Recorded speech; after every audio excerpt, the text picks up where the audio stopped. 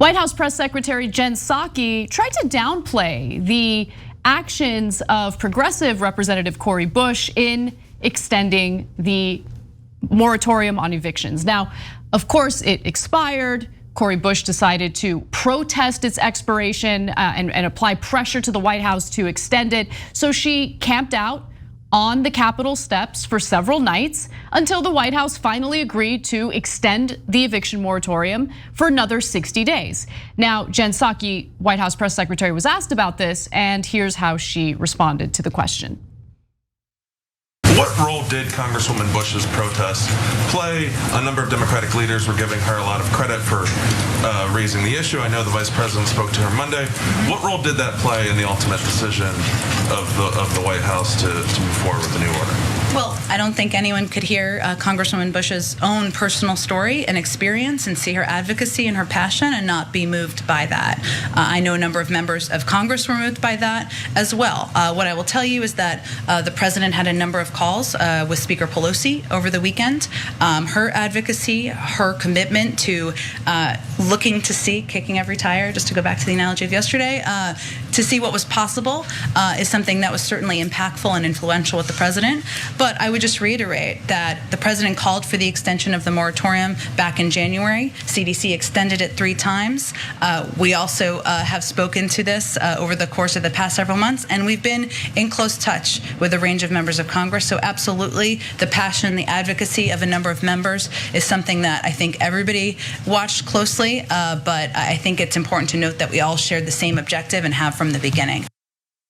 No, I like that sandwich method that she used there, where she's like, yeah, Cori Bush. I mean, mad respect for Cori Bush. You know, she used to be homeless, and people are really inspired by her story. But anyway, no, I'm going to minimize her role because it turns out that Nancy Pelosi had way more sway. Nancy Pelosi, a real fighter for the people, and then she ends again with some platitudes toward Cori Bush, but also notes that no, we all wanted this. Don't you get it? All of us, Democratic leadership really wanted this, Cenk.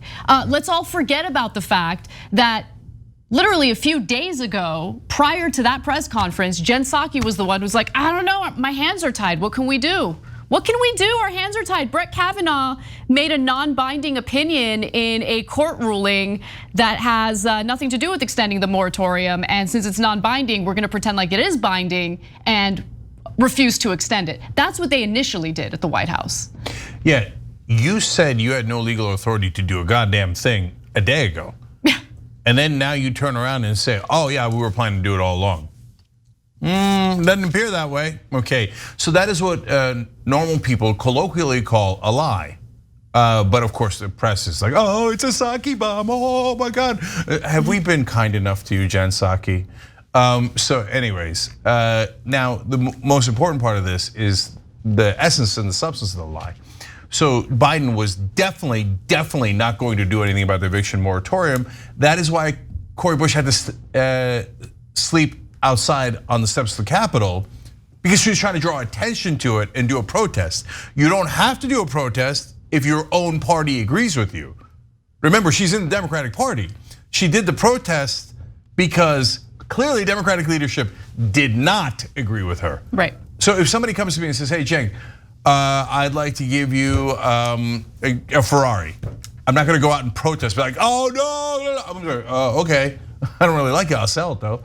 Okay, right. So, can you imagine Cenk driving a Ferrari? Oh, nobody can imagine that. Anyway, but you protest things, especially within your own party, if they are not going to do it, right? So but this touches the nerve with Democratic leadership and the people in power, because they don't like to be embarrassed. And Cori Bush embarrassed them, because it's not just Biden. Pelosi wasn't going to do a damn thing either. And we told you guys this, and this is an absolute fact. There's about 20 conservative Democrats that said they would vote no on the eviction moratorium. That's why Pelosi said, all right, let's all go home, make sure we don't vote, because we want to protect our beloved corrupt Democrats, and they work for real estate interests. And if we voted, they'd be embarrassed because everybody would know that they work for real estate interests. And our job is to protect them. And by the way, us, they just got $1 million in June from real estate interests. The entire House Democratic caucus did.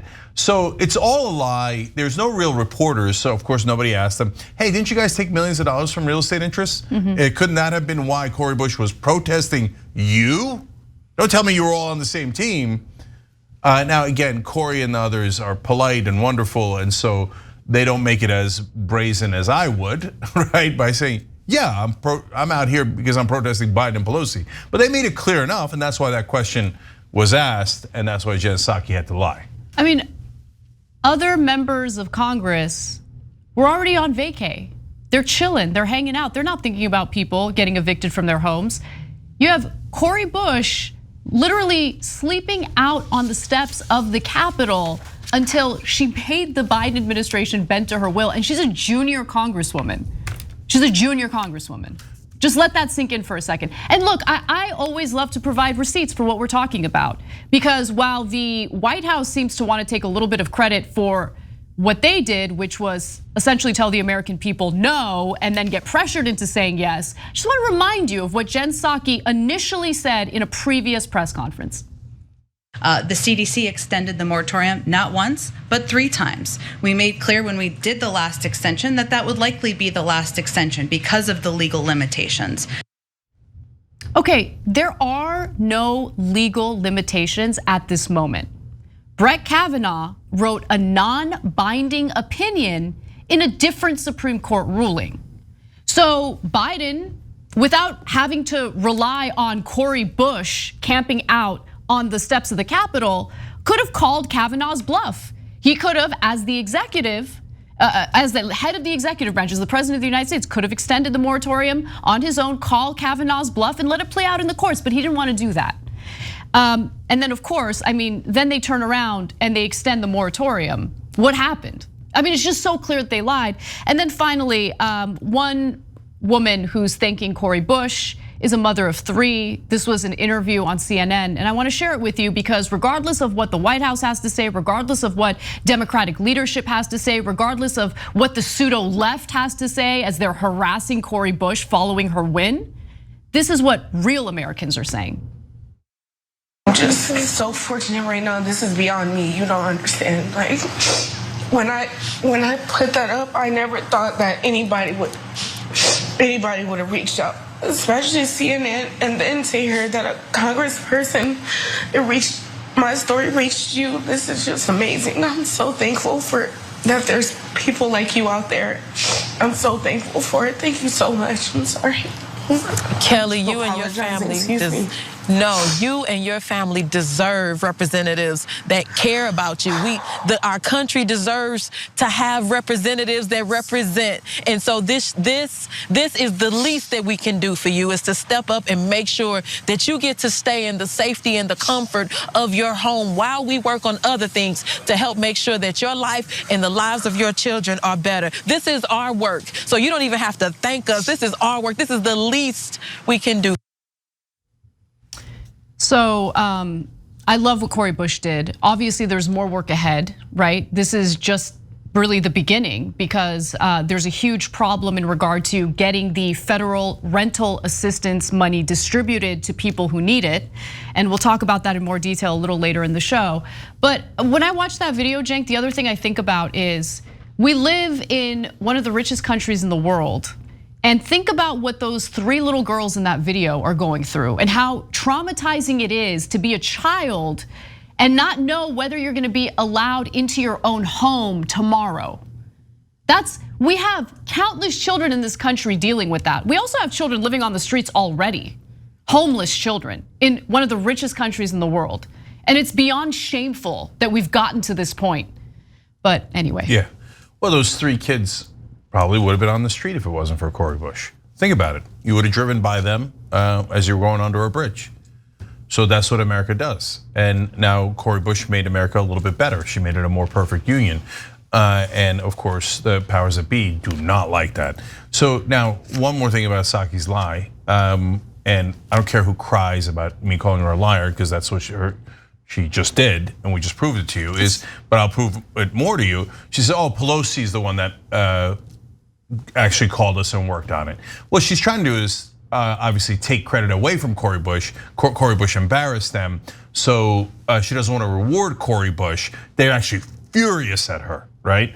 And so she gives the credit to Pelosi and says Pelosi's the one that got it done. But wait a minute, Pelosi's the one that refused to do a vote on it in the first place. That's a fact. Pelosi's the one that recessed them for 7 weeks without holding a vote. That's a fact. So if Pelosi really wanted to do something on this issue, why didn't she just hold a vote? Oh, she didn't hold a vote, and you weren't going to do anything until you guys got embarrassed. So just keep it real on what actually happened. As the powerful, after conceding to a progressive, will try to take credit away from her and give it to themselves. Yeah, it's ridiculous. It's gross. And then I love what Cori said. You deserve representatives. That's what they're supposed to be. They're the House of Representatives. They're supposed to represent you, not their corporate donors. And I know in America, when it actually happens, when democracy breaks out for a second, people are shocked because we're not used to it. Like, oh my God, that's an honest politician. What happened? Well, just Democrats is what happened. But last thing, on that note, when she was running against Lacey Clay, the Democratic incumbent, same thing with Joe Crowley and AOC, all the establishment folks said, oh no, you need a powerful leader like Lacey Clay. He's been there a long time, he's senior, and when with Joe Crowley, oh, he's the #4 Democrat, he'll bring home the bacon, and this is, your district will lose power if you elect one of these younger people here that are challenging the incumbent. Does it look like that? Do you think Lacey Clay would have slept out on the stairs there, on the steps? Definitely not. Do you think Lacey Clay would have said, no, not on my watch, I'm gonna fight for the homeless? He never did, he never has, he never will. He took corporate money, probably from real estate interests like a lot of the corrupt Democratic incumbents, and he never did anything. So did your district lose or gain power by having Cori Bush? It definitely gained power. So the next time that they tell you, oh, you gotta vote for an incumbent because they're gonna help your district, understand that it's the exact opposite, exact opposite. You need real fighters who are gonna fight for you and represent you, and that's what Cori Bush is. Thanks for watching The Young Turks, really appreciate it. Another way to show support is through YouTube memberships. You'll get to interact with us more. There's live chat emojis, badges. You've got emojis of me, Anna, John, JR, so those are super fun. But you also get playback of our exclusive member-only shows and specials right after they air. So all of that, all you gotta do is click that join button right underneath the video. Thank you.